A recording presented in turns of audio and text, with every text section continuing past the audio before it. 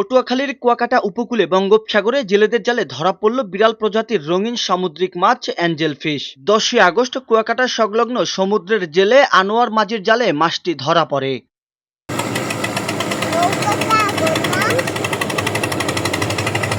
মাছটির শরীরে নানা রঙের নকশা রয়েছে। মাছটি দেখতে অত্যন্ত দৃষ্টিনন্দন এবং সাধারণত মাছটি গভীর সমুদ্রে পাওয়া যায় বলে এমনটা বলছেন জেলেরা।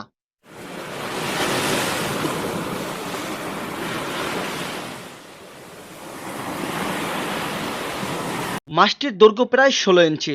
স্থানীয় মৎস্য ব্যবসায়ীরা জানান, এ ধরনের মাছ আগে কখনো দেখেনি এবং অ্যাকোয়ারিয়ামের মাছের মতো দেখতে হওয়ায় অনেকে ছবি তুলে রাখছে। সত্যি কথা বলতে কি সগির ভাই, যাও যেমনই হোক, মাছ যদি ভালো চাও সাগর রশি জালে লাগাও। দেশেরা একটাই নাম সাগর রশি তার নাম, দেশেরা একটাই নাম সাগর রশি তার নাম।